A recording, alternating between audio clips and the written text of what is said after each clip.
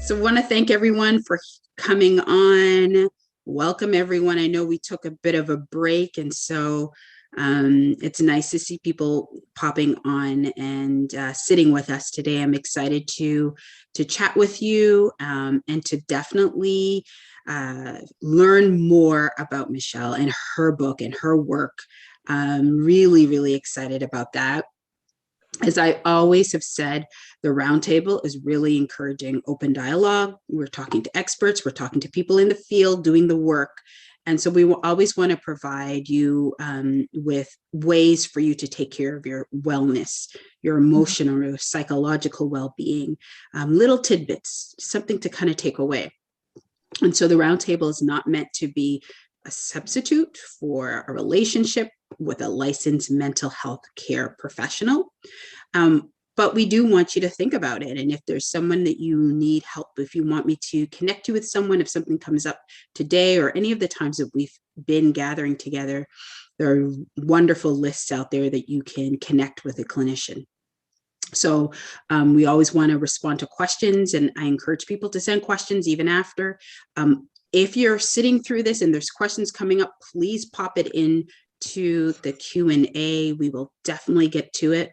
If I see that the question's already been answered, I'll just let you know that we've responded to the question, but there's never a wrong time for a question. So please feel free to send questions or pop questions in.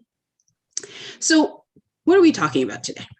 When we think about our voice, and especially when I connected with Michelle, I was just really, when she shared a bit of her story and I kind of reflected on things, I thought to myself, wow, our voice is powerful. Like it can heal us and then it can heal others, right? And so do we tell our stories? And oftentimes, like I was saying, like I speak to people and they're saying, I want to write a book, or I want to get out there. And so it's a process. It's not, it's not easy to do. And writing a book is not for everyone, but for those who are interested, it's a wonderful way to really take a leap of faith and really offer an opportunity, like I said, for others to heal. So telling your story, sharing your story. And what I really want to find out with Michelle is, how has this been healing? How has this been a helpful process? So Michelle, I'd like to welcome you to the roundtable. Thank you so much. Thank you, Carole. I want to tell everyone a little bit about Michelle. So Michelle has experienced a wide array of ups and downs throughout her life. The downs of growing up in a poor household with an absentee father, beginning with a mother, becoming a mother at the age of 17, and being in an abusive relationship. And so she's had some downs, but she's also had some ups. She started a business, rising through the ranks to become a vice president of marketing for a large real estate company, writing her book, as we're talking about tonight, and numerous other ventures. And so these are all both positive and negative experiences. And so we're really excited to hear about the strength that she brings and that foundational piece as well that she offers. And so I really hope that you can hear about her story, but also hear the way in which she works with women, how she encourages women to help them discover their deeper levels and genuinely love themselves. And that's the work that I'm hearing more about. And we spoke about briefly, but would love to hear more about that. And really helping women to really understand the lows and the highs and all of the places that we all go through to get to our place. So thank you very much, Michelle, for being here and for putting time aside to chat with us. Yeah, no, Carole, thank you so much for this opportunity. And I just want to say what an honor it is to be on your platform, and I really am full of such admiration for the work that you do and for all the effort and goodwill that you put into women on a day-to-day basis. I can't even say that I do as much as you do. Oh no, we all do our parts, and it's not a competition, but you too, are a force to be reckoned with as well. So yeah. I love it. I love it. Love coming there to you and back, and I love it. And thank you for all of those that are online even now, the work that they're doing daily, and how we're just getting through slowly but surely through this pandemic, right? It's a 1-2 step that we're kind of working through. I heard something today, or somebody posted a saying from Alice Walker: the most common way people give up their power is by thinking they don't have any. And so when I heard that, I was like, yes. And so it really resonated with me in terms of just your writing and your book and how you have been able to work towards or see your power of words, but also the power that you have within yourself. And so I wonder if you can just maybe even start off sharing with us. Can you tell us what sort of made you pursue this writing journey, and given all that you've been through and where you find yourself today? 100%. So for those that know me, know that my passion is empowering women. So I've been doing workshops anywhere that people would let me for the last 18 years, at women's shelters, at schools. So I had that history of work. And along, like what you said, right? Like I've been through highs and I've been through lows. So I have a very good friend of mine who is almost like an unofficial mentor. And one day we just went to lunch and he sat me down and then he was just like, Michelle, you just need to write a book now. And it was very timely because I was in that, that in-between stage of thinking about like, what's my next step? Right? Because at this point, I had been doing female empowerment through workshops and public speaking for so long, I needed to change. So I was like, do I just go full on the executive path and the career path, or do I continue with female empowerment, which is, that's my joy. Like as much as I was thinking about career and continuing to be an executive, like my heart was really like, no, but I want to sit there and I want to tell women that they're okay. I want to share my life in hopes that they can get something that heals their heart. So I can't say that it's something that like I grew up with. Like I didn't grow up thinking, oh my gosh, like one day I'm going to be a writer. No, it absolutely did not happen like that. But after my friend sat me down and, had a discussion about it, then I had a discussion about it with my pastor's daughter. I was like, yeah, I was thinking about it. And she's like, oh, you totally should, so, having good people around you is very important to your personal growth and to finding your voice. Yes. So that's how I got into writing the book. And for me, writing the book was easy. It was navigating through the fear that was hard. Right. And that's how I learned to find my voice even more, because, and you know this in the fields of work that you do, it's like you can get something, but then like a couple months later, you just get it deeper, you just get it more. Right. So, as much as I was a confident woman before writing this book, in writing the book, it just grew me in my voice and, in my confidence to a whole other level. I don't know if it's a good or bad thing for the world, but, it just is what it is at this point. I love it.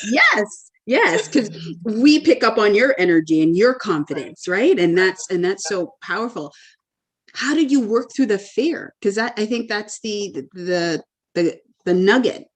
How did you begin to work through that fear? So I don't think that fear is a bad thing. Let me just start off with that. You always like hear people say, get rid of your fear. No, your fear is actually there to give you a fight or flight response. It's actually there. Like I say, like, it's like a crisis tool management. So like the healthier side of fear is to use fear as, kind of like an analysis tool as to what could go wrong. But then you have to make your own decision, So for me, I just continued writing. And then, believe it or not, at times where I felt like I wanted to quit, it was like somebody would call and just be like, hey, how's the book writing going? Which only really two people knew about it. When I was writing, I didn't tell anybody, but they were very in tune with the universe in that sense. And then the thing is, I had to just keep writing. I had to write afraid. The fear didn't dissipate. I think probably halfway through my process, the fear left. Like it was the weirdest. It was like a blanket got lifted, and then I was able to write at a much faster speed. But the thing is, it's like, when you choose to talk about your story, which is a very vulnerable state, right? Especially if you're the type of person that's not used to talking about your business or like, the things that have happened to you, Yeah. Because people Details. like Yeah. to conceal those things, right? So I just, I just did it until I wasn't afraid anymore. And that Mhm. was a huge lesson of fear within itself, because fear will stop you, as Right. you know, like there's tons of people, and I kind of shudder to think how many businesses were not started, or how many people didn't, open themselves up enough into a relationship or to somebody that, they could probably be successful with because Mhm. of that feeling. And, you know, fear was never meant to rule us. Right. Right. Right. So that's how I got through it. I just had to keep going, and just, 1 mile at a time, just keep writing. And, there's times when I thought the book sucked. I closed my laptop. I was like, I'm done. Yeah. I'm done. Like I was like, this book sucks. I don't want anything to do with it. But then I would talk to, you know, somebody who I didn't even know was like a book mentor at the time. She was part of the literary world, and she was able just to give me like information about the book process. And she's like, Michelle, every author at some point thinks their book sucks. She goes, Right. that's actually like a very natural part of the process, Right. right? Like you don't know if it's going to be good or not when you're finished. So you're really normalizing that too helped. So it sounds like people kind of came in at the right time to kind of tap you on the shoulder to say, keep going, keep going. That's kind of like, kind of the image that I'm getting, like through it, people kind of walked in and was able, or at least people that knew were able to Right. kind of keep you accountable in a mini kind of way. Yeah, I have to say I've cultivated a really good group of people, of a good like network of entrepreneurs, and just people like where we just want to see each other win. We just want to see each other do Mm-hmm. well. If whether you're a parent, whether you own a business, whether you're in politics, like I feel like the people around me have the best intentions for me, which Yeah. is night and day of what like the life that I was born into and the people that I Mm-hmm. went to school with. So I actually went through my own pruning process Mm-hmm. of letting go of negative and toxic relationships so more positive relationships could come into my life. Right. Right. So yeah, like there were definitely people that encouraged me, but there's also there was this nagging feeling that just wouldn't let me quit. So as much as if I stopped writing for a week, then I stopped writing for a week, but then I would have to go back into like it just never left. And I knew, okay, I'm Yes. supposed to do this. Right. I Yeah. like that. So even you knew you were in the season of writing because even when you took a step away, it was still, the story was still going in your mind. And Yes.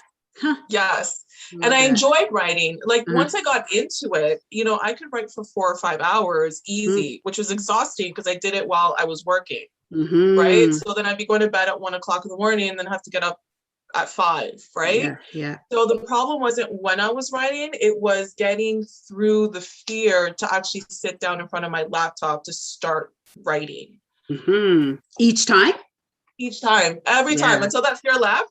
I It love was it that. was every single time I went in front of that laptop, like the fear would just come up, the insecurities, the self-doubt talk would just, always be present. I always say like there's like a good wolf and like the dark wolf always on your shoulder, right? Yes. Like so it was always like that wolf that was always like, you shouldn't be doing this. This is like constant, right? Mm-hmm. So I had to press through it. So good. The who do you think you are thing, right? Yeah, nobody's gonna read your book. Nobody cares who Right. you are. They're gonna Yes. make fun of it. Like it was brutal. Like Mm-hmm. The lies.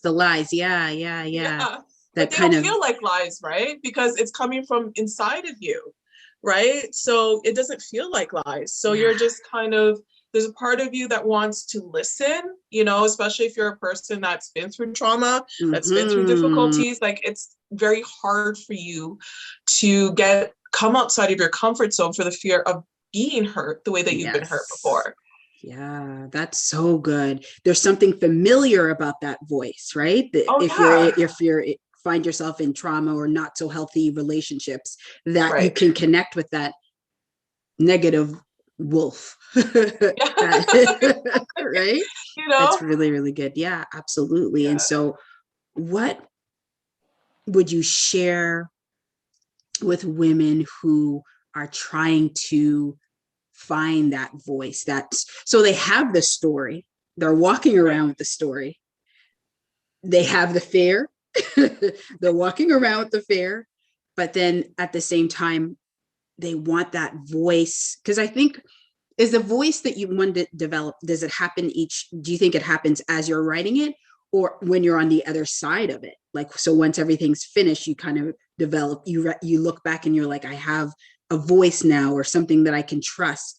What do you think how does it work in terms of just developing that voice?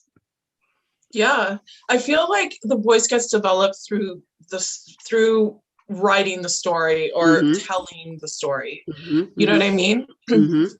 So for me, like, this book was very much a tool of healing for my own personal life, because I had blocked out my sexual abuse trauma. And so in writing the book, it brought that memory that I had blocked out so that I could heal it. So this was a very transformational for me. You know what I mean? So, and throughout the process, you grow, you know what I mean? And one of the other ways that I grew was that I had to make a commitment to tell my story in a very honest way, you know, because you get to pick and choose how you present your story, how deep you want to go, and what story that you want to tell. So in doing that, now after this book is done, like, I can go on, you know, a round table and talk about my business, you know? Yes. Because that's what the book taught me. So it's like, you know, in telling your story, it empowers you to use your voice. And especially once you see that it's empowering other people, that just energizes you more to tell your story. That's so good. Through it, and even after, you're seeing the growth even within yourself as you yeah. And I really like that, the honesty of the story. Can you tell me what that was like? Because it's your story, and maybe people have seen it different, may see things differently, but it's still your story. What was that like?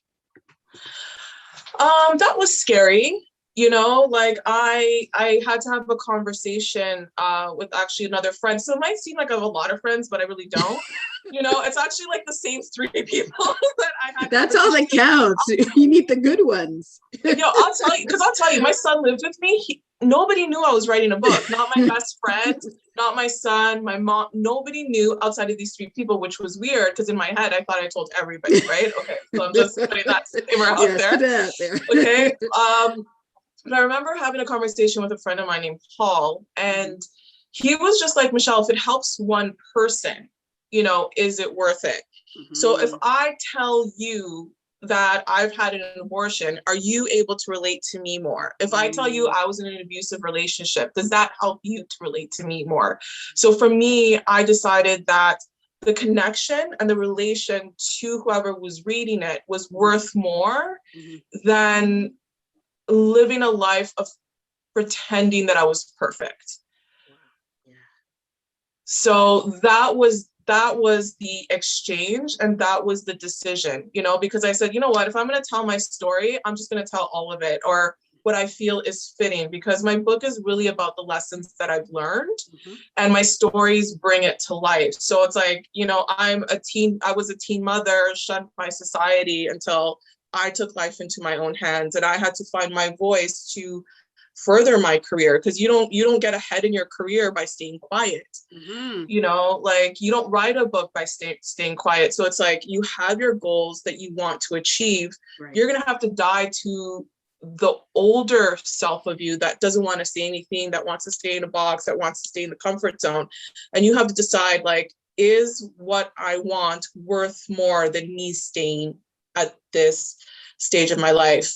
Because you always hear, you know, older people, they say their biggest regrets are actually like the opportunities that they didn't take. It's actually not the mistakes or the perceived failures that they went through.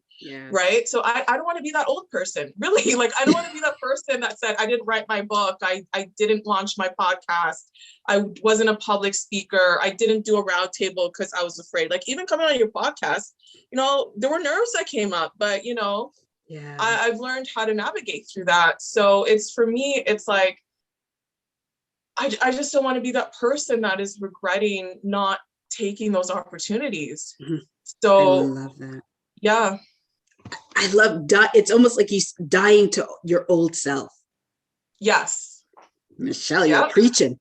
Like girl, I was raised in the church. No, I'm joking. Ooh, right. No, yeah, no. like I literally. like that is really dying to that person that's not keeping us, it's not gonna take us where we need to go. No, absolutely not. Absolutely not. And you know this, having like I never did post-secondary education or anything, but you know that you were a different person after you finished, you know, your post-secondary degree than you were when you first started. So it's like this life really is all about growth. Like I think about my growth, you know, my son's turning 21. You know, I think about who I was when I was 17 versus who I am now at 39.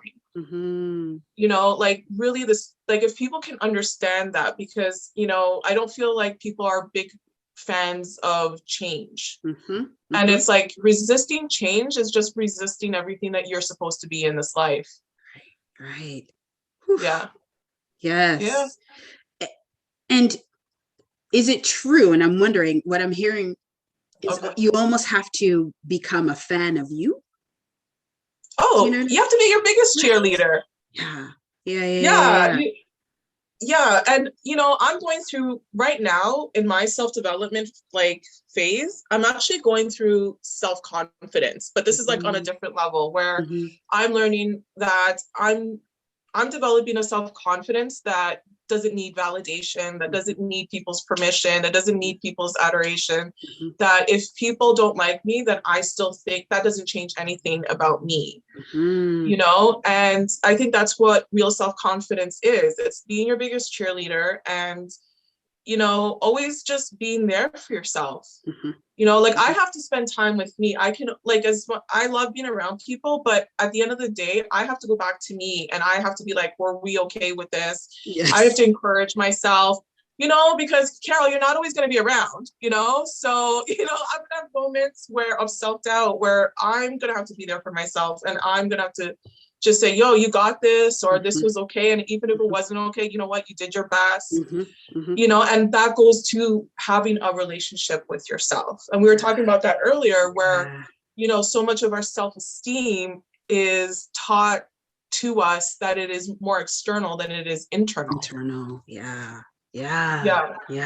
That we really need. And it's really a cultivate, like we have to process it all the time. Like knowing that what I think about myself, sometimes even checking out, like really listening to what you're saying, like, where did that come from? You know, you know, why do I push myself so far down? Like really asking ourselves those questions that are kind of like, wait a minute, you know, I've been going along with this for far too long or whatnot. And so I really, the process of kind of writing this, it sounded like, all these pieces were kind of coming up, right?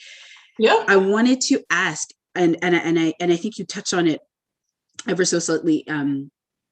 Ursula Burns, she's the former CEO of Xerox. She shared, I didn't learn to be quiet when I had an opinion. The reason they knew who I was is because I told them. And so when I hear what you're saying, it's like, you told your story. You had to kind of create your relationship with yourself, but you stood up and you said, yeah, this is my time. What are your thoughts around that comment and how you wrote this book? Yeah. So, okay. So what I think when she says, I didn't learn to be quiet through using my voice, like that even speaks to me how society always tries to keep women quiet. You know what I mean? Like I even find like in business, like as much as let's say like I'll do the work, the men try to do the credit, and not everybody's like this, right? But especially like in my mother's generation, like, you know, women are supposed to be kind of like seen and not heard, even in 2021. You know, people think like we're so progressive, we're so advanced, you know, we're so like empowered, and it's like we have such a ways to go. So for me, like I felt like she was like posing that statement in the way that like she had to learn her voice, even though society wanted her quiet. You know what I mean? Mm-hmm, mm-hmm. So for me, it's like, it is our duty as women, especially for women that don't have a voice. Like if you're like a woman in Canada, in North America, Mm-hmm.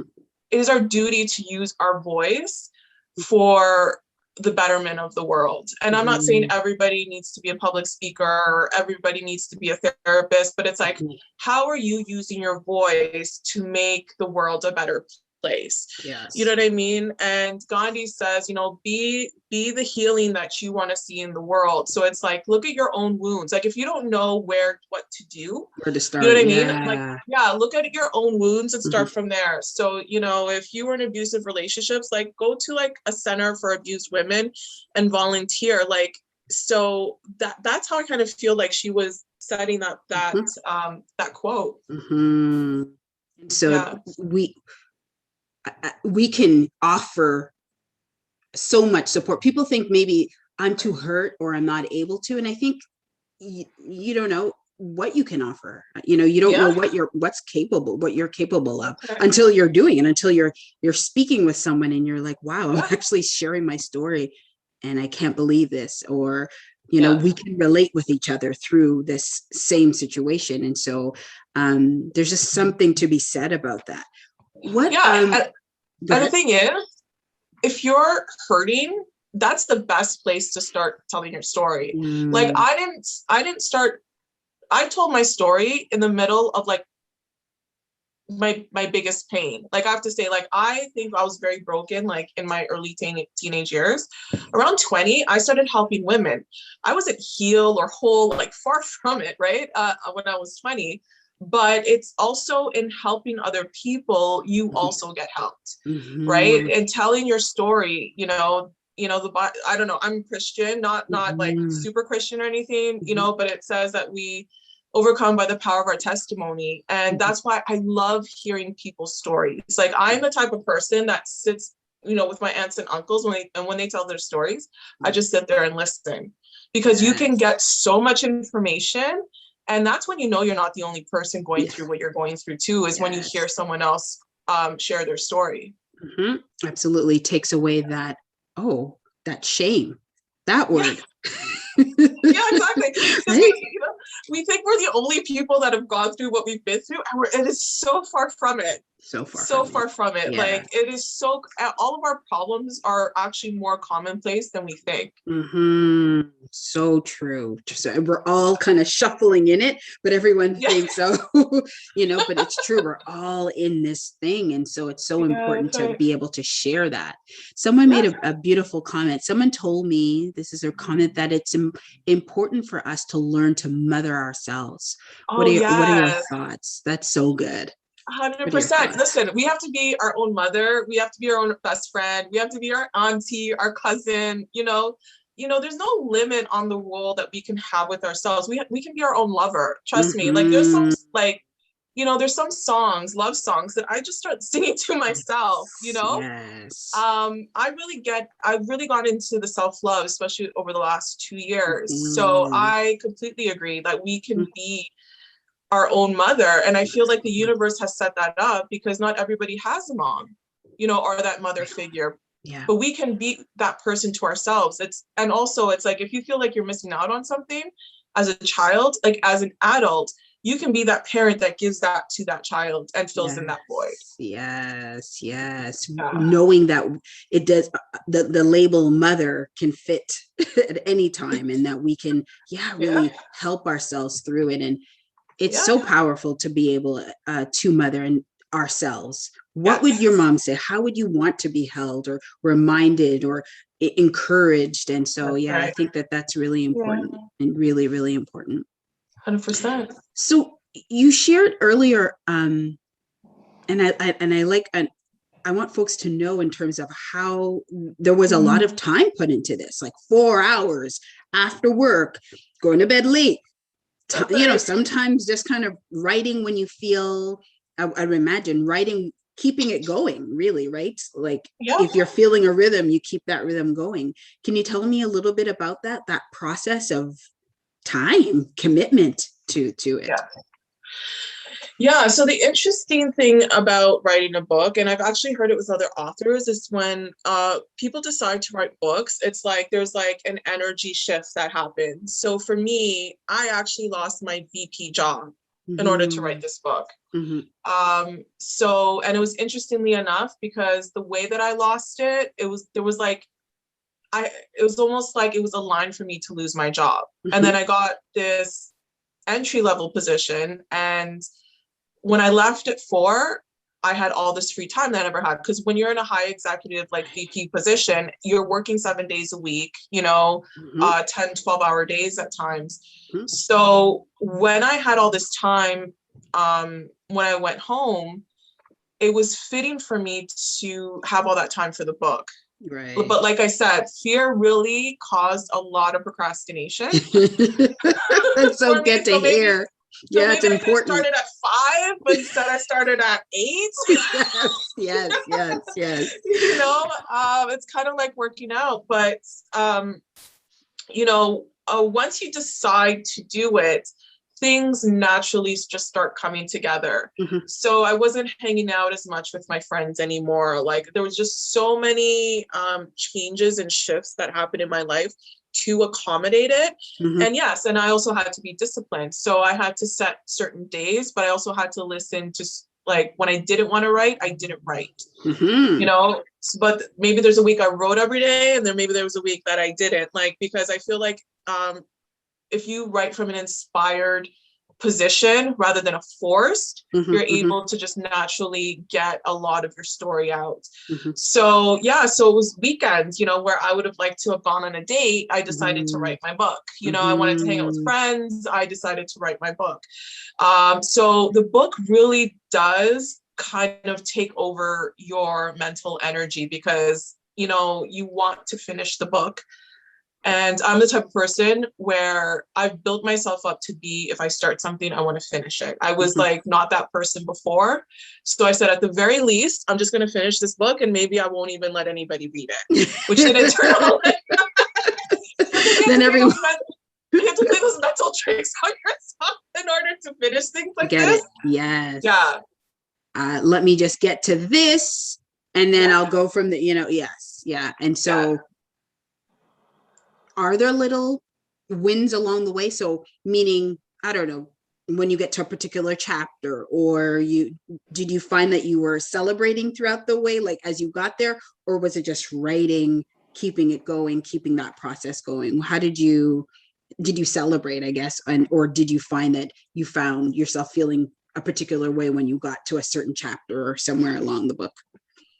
Yeah, I think for me, like, I celebrated once the first draft was done. The way that I approached the book was that I did whatever I thought was natural, right? So I started off writing my story. Then I felt, okay, this doesn't feel good. I was like, what are my lessons? So the thing is, it's like you're constantly restructuring your book. So whatever you think your book is, it's like having a baby. You know what I mean? Like, you're not, like, the best parent nurtures their child into what it's supposed to be, instead of forcing the child to be a particular way.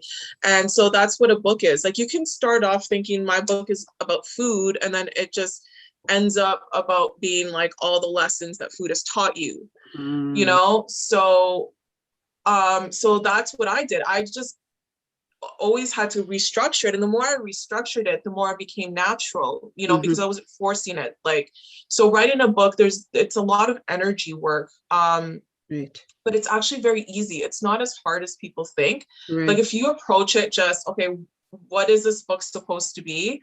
What am I supposed to say? What am I supposed to share? The answers will come to you. Like, you don't have to be afraid of that.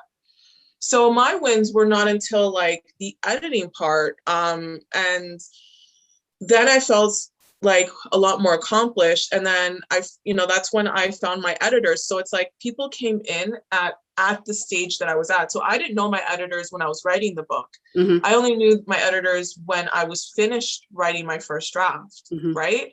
So it's this most amazing journey of just being okay with you telling your story. Nice. So the book does more for you than you actually do for the book, Right. Right. Yeah. And so when you were writing it and so when you were doing the editing portion, Mm-hmm. the relationship with the person that was editing, did they have to understand your perspective? Like, do you feel like it was important for them to edit it, but understand who, Michelle was all about, or how did that work? Yeah. So yeah, I definitely had to use my voice in the editing section, because when people edit your book, they'll tend to want to edit it according to what they feel the book should be, but they're not the ones carrying your stories. They're not the ones that have been through the process with you. So I had to be very concise about how I wanted my book. So I said, one, I don't want university language. I said, I want this book for somebody like in their teenage years, or even like a 12-year-old, to be able to read this book in terms of language. I told them I want this book to read like I'm speaking to them, right? So, and also there was one other thing that I can't think of, but like I just had to be very firm and use my voice to say, this is how it's supposed to come across. You guys are just literally here to help me with punctuation and making sure the sentences are correct. Right. So that is definitely another way that I had to use my book, because you'd be surprised, like people will literally like change it, and they were using like, what is it, like that King's language, Yes. The Louis the 13th language. I was like, who talks like that anymore? Like, this is not the first version of the Bible, But they thought King James. Because looking at me, they were like, let it be formal, queen. And I was like, yeah, I'm a queen, but a queen that uses everyday language. Right. So I had to use my voice to make sure and to be firm that my book has to be a representation of who I actually am versus who people think I am. Right. Still using your voice even then, right? Yes. Even in the editing process of saying, no, that's not gonna work for me. Yeah. That's yeah, really exactly. important. But also being open, because I had to change my editor. Because, of circumstances. So when I got my new editor, she was like, there's just such a repetitiveness about your book. She made me cut up my book and rearrange the book. Right? Like it was, and I had to be humble enough, as much as I know my voice and I know my story, I had to have the humility of trusting also the person that I've hired to edit the book. And I did it. And honestly, the book, like, it got so much better. And she was right. There was just a repetitiveness about it, because as a public speaker, you repeat certain phrases. Yes. People get it, but it doesn't translate in a book. In the book, you say what you're going to say. You say it again, and then you say it, right? And that's if they want to repeat it, they can just flip back to the page and read it. Love it. Love it. Yeah. So how important is it for women to know when they're giving their power away? So we know the power of one's voice. How important is it for us to be mindful to not give our power away? Because we know there are many women, men, doesn't matter, who make a decision to say, you know what, forget it. Like I'm like this person or the situation, and just kind of no longer want to have use their voice in a particular way ever again, or sort of make that decision. What do we do to make sure that we understand when we give our power away, how detrimental that can be? Right.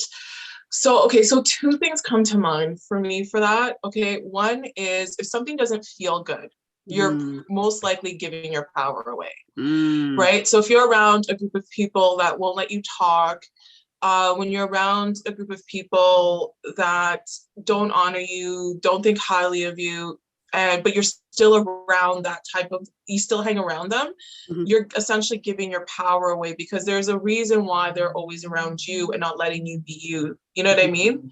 So you have to be like cautious of that. One of the other ways that people give their power away is by not taking responsibility for their voice, by not taking, and I always say, when you blame other people for things that happen in your life, you give your power away and you're not able to change that area about you. Right. And I, everything that I'm talking about is in my book. I was the queen of blame. Everything was always someone else's fault. And then when I was like, my life wasn't changing as much as I did the work, I feel like in a moment of meditation, it kind of came to me where it was like, well, as long as you blame other people, you can't change because your focus is always, on that person. Like, why do you need to change you if you're blaming someone else? Damn. Yeah. Right. So it's like regaining your voice. It's like you taking responsibility and saying, okay, like, this is my life. How I feel is it's like, as an adult, it's no longer my parents' fault, the kid that hurt me in high school, or, like, it's not anybody's fault anymore. It's my own, and then once you take responsibility, once you connect with yourself, once you love yourself, you will naturally, you'll have no choice but to use your voice. Right. When people try to shut you off, you're like, no, sorry, can I just finish saying what I'm saying? Like when people try to disrespect you at work, like, you'll just assert your boundaries at work with your family, because people are not going to treat you any other way than you treat yourself. Right. So if you don't find yourself to be worthy of anything, there are people that will take advantage of you, but if you are worthy of a good career, you are going to use your personal power. You're going to use your voice to get what you want, because you have to go after your dreams. It's not going to come in on a cloud. Yes. There's no white knight. You know what I mean? Like, there's nobody coming to rescue you. You have to rescue yourself. Right. And the more you understand that and really, really get that, is that the more that you're quicker to go through that process of self-love, of healing, of using your voice, of asserting your boundaries so you can get what you want. Like, nobody told, like, as much as my friend told me to, that I should write a book, I had to write the book. Nobody was writing the book for me. Yes, you know what I mean? I had to use my voice. There's nobody, like, who am I going to call? Carole? Carole, come write my book for me, please. No, Carole's busy with her own life, doing her own stuff. You know what I mean? Yeah. So it's like, when you have those dreams and those passion, if you're passionate for something, you have to do it, and that is the real work of your voice. Yes. Yeah. And you're moving from that victim to victor, but it takes time, right? It's that shift. It's not going to happen overnight, but what role did you play in this? Like, to be able to ask yourself that, what role did I play? Like, I can blame everybody else, but what role am I playing? Am I not making it clear? And so recognizing, don't give up, don't give up. And the thing is, it's like you perfect in the doing. So people get lost in the, I have to perfect before, like, I had a cousin of mine who was like, oh, well, you should take a writing class. I'm like, I can open up a laptop. I don't think I need a class to open up a laptop and start typing. I'm not against doing that. You know what I mean? And I'm glad that I didn't talk to her prior to that, but it's like, you really do perfect more in the doing. You know what I mean? Because you can go to the class, you can watch the videos, you can talk to your friends, but honey, until you do it, that is a whole different, it's almost like being a parent. I'm sorry. Like, there's no book that prepares you to be a parent. Yes. You know what I mean? Like, a lot of it is trial and error when you're a mother or father. So it's the same thing in anything, in launching your business and starting a new career and going to school. You have to go through it. And I think that's the thing that people don't want to do. They don't want to go through things. You know what I mean? They want to go around it. They want to go above it. They are even willing to dig tunnels, like people do, on the Mexican border. Like, and I'm Latina, I'm allowed to make those jokes. Right. You got, and the pain of it, right? The pain, we get that there is pain, but that's, kind of what I wanted to shift to. There's that, as you're writing, or even prior, it's these feelings of maybe even betrayal, disappointment, rejection, all of these things, like our stories, when we write it or we speak about it, they're painful. They're They are. painful. And so Yeah. what are your thoughts around that as you're kind of writing and you're being shifted here and there? Did you find, like, as you were writing, all of these feelings and emotions were kind of coming up, that pain that we have to kind of go through? Yeah, no, there's definitely a lot of unresolved issues. Like, because healing, I don't know if healing's a lifelong thing, but I've been healing for like 18 years. I'm not even gonna lie. Yeah, Okay. it's a lifelong thing. Yeah, Yeah. absolutely. Okay. Absolutely. I'm for it. I'm saying it. Okay. Right. So in terms of the pain though, like I think about healing in the writing process, like a child that doesn't want to let go of a dirty blanket. Right. So it's like, you know, that this process is good for you. You know that this writing process is good for you, but it's like there's a part of you that just does not want to let go of all the negative self-talk, of all the toxic thinking that you had, because it does, you're right, it surfaces, right? But obviously there is another part of you that is striving to become a better you, and which is happening through this writing process. So it's like you have to let that side of you win, it's like breaking your arm, like you have to let your arm heal. Like you're not going to not fix your arm. So and I've seen it actually even like with Mariah Carey, like ever since she became an author, you could just see the self-confidence in her. Real like, confidence. The real confidence. She used to have that other stuff going on. Yeah, like she was, people perceived her to be, a certain way before, but after the book, she was like, she arrived. Like she had really arrived. So it's like, there is a level of discomfort. Like, I don't want to say that it's not going to happen, but I feel that if you are at a level where you are writing a book, I feel like you're ready for it. Because if you weren't ready, you wouldn't be writing the book.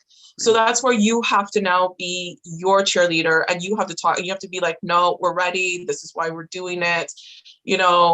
Write affirmations on the wall that will help you through this process. So when you don't have those moments, you can look at it. But sometimes I had to stop and meditate. Like sometimes I had to do the self-work that I had learned up until that point to get through some of the moments. Like I told you, like I finally dealt with like the sexual abuse trauma that I had blocked, and that was, so the book saved my quality of life. Was that comfortable at times? No, because for the first time I was dealing with it, but like the healed person after that is phenomenal. Like I was people were like, wow, you've changed, for the better. I was a little bit crazy before, but now I just feel more settled. I really love that. It's like a flower blooming, right? It's like when it opens up, it's like, yes. Someone had a quick question. Is it a biography? And at what point did you realize that you wanted to be a better you? And I think you answered that through that, but those are two questions that were just kind of put up there. Right. So it's not a biography. It's considered a nonfiction self-help book because I use like particular stories to empower the lessons. So each chapter is a lesson, right? And I use my story to empower the lesson, but it's not a biography like a Michelle Obama's book where I take you from like my childhood to where I'm at right now. Right. And I knew I wanted to become a better person when I was 20, but that was because my life was so bad and so toxic, and I just got so sick and tired of the negativity. So I knew I wanted to become a better person at 20. But the strides really hit, I'm going to say 5 or 10 years into it. Some people are quicker, but I feel like my pieces were just way more shattered than most people, and that might not be true. But I had, like, if you think of like a glass vase that broke, so I had to take all those pieces and bring them together.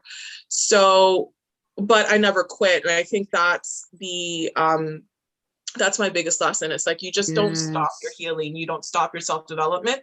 And this book was part of that journey for me. So for me, it's like, my hope is just like, I just hope people read it and that they get something out of it. Like, I'm not stuck on my friend Paul was like, if it helps one person, it was worth it. And I always say that if it helped, and so far it's helped one person. So I'm like, it was worth it. That's it. That is my Done. success. Check. Yeah, check. Author. Done. Okay, let's see what else. I love it. Yes. And so, two other questions. Yeah, no, I'm here for it. How long did it take? And was it a work? Is it a work, or is it a book, workbook of sort? So yeah, so it's not a workbook, not yet, anyways. Sorry, what was the first part of the question? How long did it take? Oh, so it took 2 years. Now, did it really take 2 years? Could I have done it probably in 4 to 6 months? Yeah. 4 to 6 yes, I could have. Yeah. But that's I'm telling you, really, really stretched that out, But it took 2 years with the first round of editing, but then it coincided with the American politics and COVID. So COVID worked out for me, where I took another 6 months after I thought it was ready. And I took those 6 to 8 months to rework my book. And that's when I essentially got the new editor, and we used that time during COVID to update the book. So now I am super proud of it. But the thing is, I mentored, or I should say coached, a young lady that was writing her book. And the way that I coached her, man, she finished that book in 3 months, So you got the touch now. So it was everything that I had learned. And I'm like, if I had known these things too, I would have probably written that book in a year. I still don't think books can be written in a month. That's just my personal opinion. Yes. And I'm talking about a real soul-filled, for the public, to serve the public type of book. But that's just me. Yeah, no, definitely. So do you think that's something that you plan to do? Do some coaching in the future? Yeah, as it pertains to books, because honestly, I feel like everybody should write a book. If you really want to grow as a person, if you really want your voice to grow, write a book, and you are a completely different person after the fact. And I also feel that, as women, especially, we have no problem talking other people's business, but for some reason, for our own business, we're just not that great at. So I feel that we need to start using our voices to be more honest about the things that we go through, and some people are going to receive it. Some people are not, but that's not the point. The point is, it's that you are doing your duty as a person to say, yeah, I have been through this. And I know that has been an element of my own healing in my life. Let's just even put the book aside. Me listening to other women's stories, other people's stories, that has been a source of just healing in my own life, where I'm like, oh, I'm not the only person that's been in an abusive relationship. I'm not the only person that, didn't go to college or university. I'm not the only person that got pregnant at 17, plus. So it's sharing our stories is incredibly important. And if we can do it in a book, I mean, that immortalizes you. That stays beyond your lifespan, and is affecting somebody 5-10 years down the line. Why not? And there's always a market for somebody. As much as there are books, I get that, but there's only one of your book. There's only one of your story. So I'm definitely going to do more things as it relates to that. I'm just trying to figure things out. And I'm also going to start, I've already started actually writing my second book on motherhood. Oh, so, awesome. I was just about to ask that. So that's it. That's the next book. That's the next book. And I'm also doing the audio book for my current book. So it's what's that been like? That's been another, oh man, I'm sorry, I know that's a whole, but actually I always am wondering what's it like to actually read your stuff and actually know that it's going out to the world. It's amazing. Yes. It actually strengthens your voice even more. Now I think that's how I'm more confident speaking verbally just about my story. So it's given me more confidence. Every time I think I'm a confident person, something happens and it just really helps me. Yes. That's how it's helped me. I mean, there are times where I read my story and I'm like, damn, I can't believe, it brings back a memory, and you can't believe that you've been through it. and I have a great producer, so he's like, it's okay. Like, I tell you, I have really good people around me. That's so good. Like, he knows when we have to take a break, and I decided, because the book is so heavy, right, that I'm doing it like once a week, right? So I spend 3 hours in like the studio, and then I give myself a break. Nice. So yeah, so that's how that part of it has been done. But I want to help people write their books, and I'm also going to be writing more books myself. Like, I feel that, especially as I move into it, like more on a full-time basis, like I have at least another 3 books in me. Wow. Okay. Yeah. That's amazing. So I have a couple of questions. How can people first of all, I want people to, the name of the book, You Are Not the Only One. Okay. Yes. Yeah. And so folks can jump online and look it up. Where would they purchase your book? So right now it's on Amazon. Okay, so if you type in You Are Not the Only One and type my name, Michelle Barker, but my name has no E at the end, because that's the Latino way of spelling it. I don't know, long story. So it's Michelle Barker, Michell, no E, and then Barker. It'll come up. It has like a pink cover. So I just redid the cover for it. I love it. Sweet. It's going to be on Audibles and on Apple Books in, I'm going to say 3 to 4 weeks time with the audiobook. And then, there's my website, michellebarker.com. I have my Instagram, michelle.barker, all spelled the same way. And then I have my Facebook page, which is Michelle Barker Coaching. So if people want to purchase the book, if they want to reach out to me, if they want to follow me on Instagram, LinkedIn, it's everything Michelle Barker. Nice. So we'll send that out as well. I want to so would you say writing serves as a catalyst? Did you find that it really pushed you to kind of focus on some of these areas that, you hadn't maybe looked at or thought about? Oh yeah, 100%. It definitely makes you focus on areas of your life that, you haven't paid attention to, thought of in a while. Like for me, like my mother, like I have a chapter there on parenting. Right. As a parent, you don't think about your parenting. You're too busy parenting. As much as he's even, of that age, you never stop being a parent. So it definitely does cause you to focus more on those areas. But you know what? But that's fine. There's nothing wrong with looking at your mistakes. Like there's nothing wrong at looking back at areas of your life that were painful. Like it's more like the idea of it is a lot scarier than the actual reality of it. And I tell people, like, you have to live in reality of yourself, of how awesome you are. You also, like, if you are wrong, just admit that you're wrong. That's how you grow. Like, there's nothing crazier than the people that are out here that never admit that they're wrong. Like, you look at them like you're not okay, because you know that they're wrong, and they're like, no, it's not me. No. And it's like, that's not a good look. You know what I mean? Like a beautiful person, like I admit when I'm wrong. Like I tell people at work, I was like, listen, if I made the mistake, I have no problem admitting to it, but I'm not going to take on other people's mistakes. You know what I mean? So there's something very beautiful about you looking at those areas of your life, revisiting them, because at this point, you're in charge of the narrative.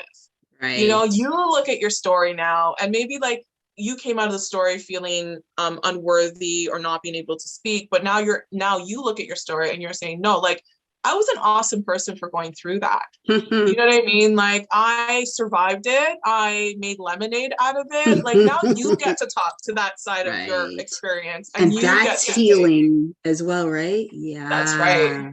Yeah. Love that, Michelle. Yeah. One last question.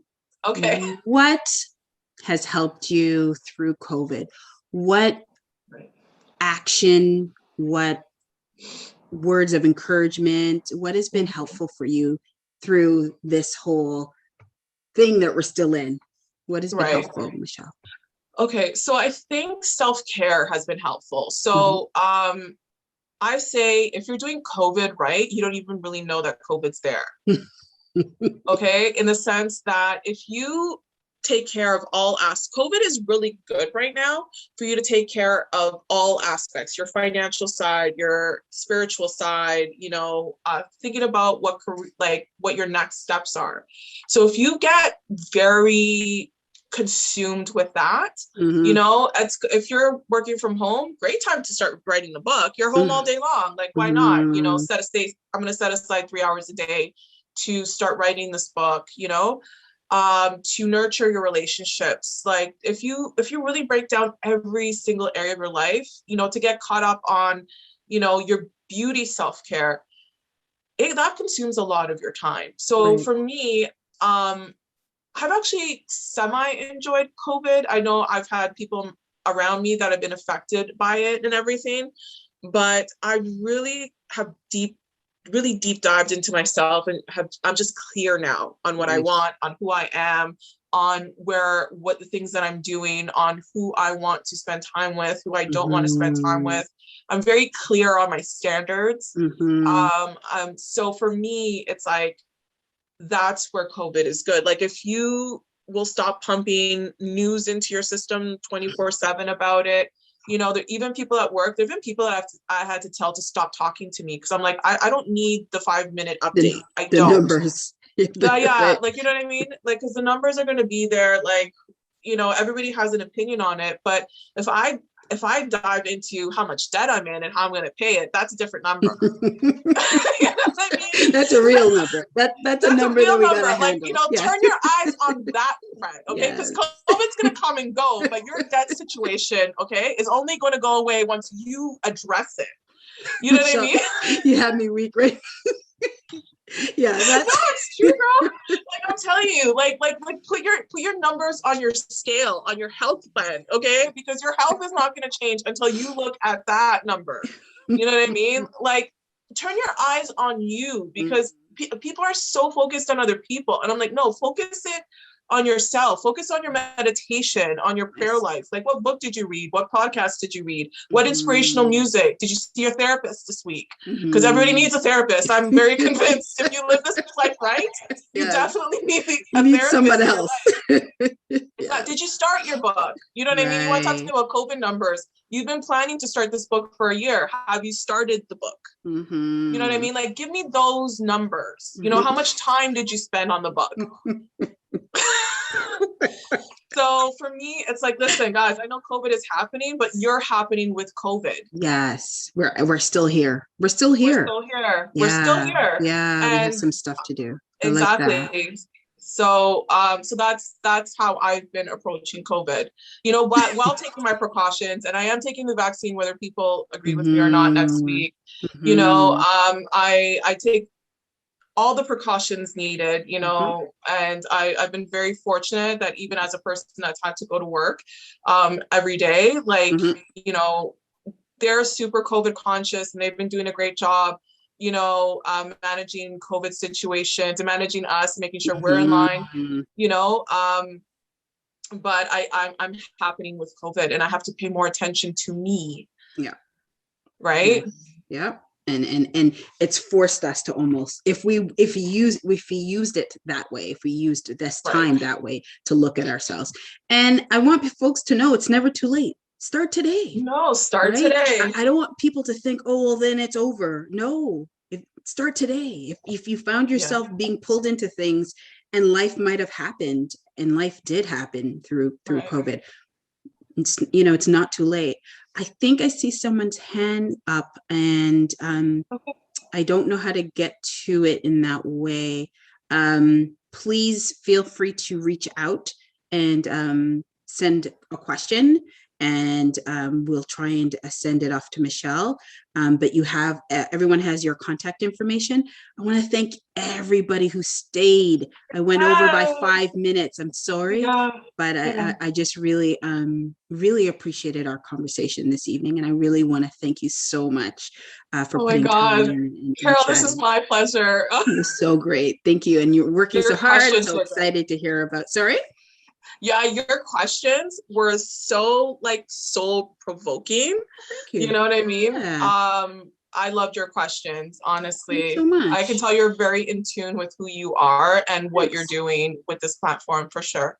Appreciate that. Yes, I'm really excited, and it's nice to see everyone. Have a great evening. Hold on. Take good care. Okay, I can't get to that question. Take good care. Oh, hold